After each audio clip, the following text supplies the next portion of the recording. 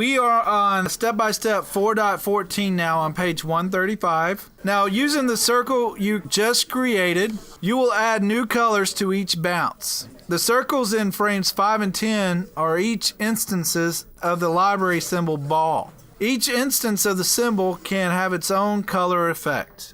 So you can change colors and stuff in each keyframe, or you can change the shape, colors, and size. You can't change instances in the middle of just regular frames. It has to be in the keyframes. Starting in step-by-step 4.14 under number 1, we're going to click on frame 5. So click in frame 5, and then we're going to click on the circle.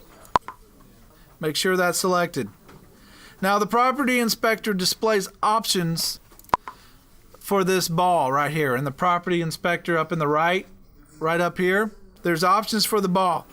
Under color effect in the property inspector, we're going to click on tint.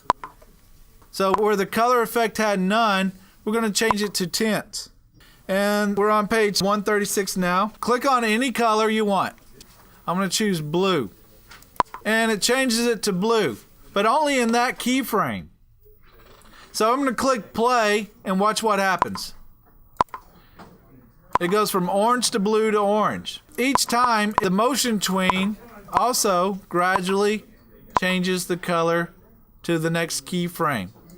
And then gradually changes it to the next one again. So what we're going to do is we're going to click in frame 15, everyone. Go to the timeline at the top in layer 1, click in frame 15. How do you insert a keyframe, class? F6. F6. So press F6 in frame 15.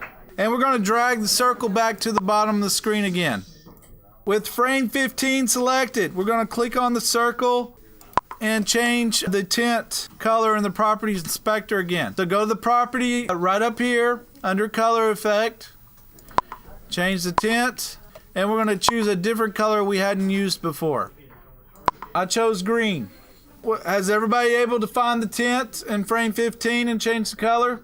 Now we're going to repeat steps 5 through 7 every 5 frames, changing the position and color of this circle each time, ending in frame 35. So we're going to create a keyframe in every 5 frames up to 35.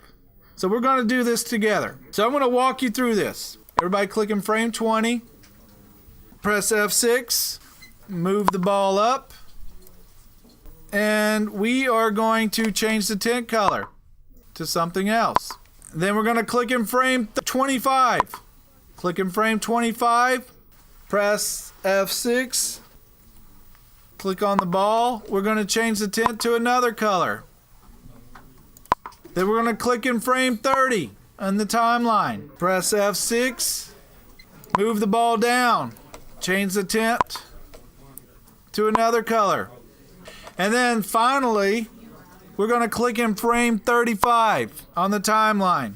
Press F6, move the ball back to the center, and change the tint color. So once you're done, you click play, and basically the ball bounces each time. So there to there, there to there, there to there, there to there.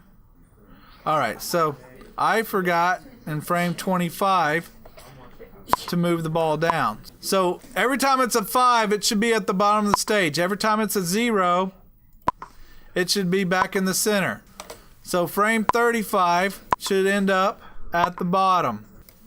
What I want you to do is play it, double check, make sure it's right, and then go File, Save. File, Save, and we're going to get ready for the next step-by-step. Thank you all for watching. Hey class, if you like this video, please click like below and subscribe to this channel. Also, like us on Facebook and follow us on Twitter.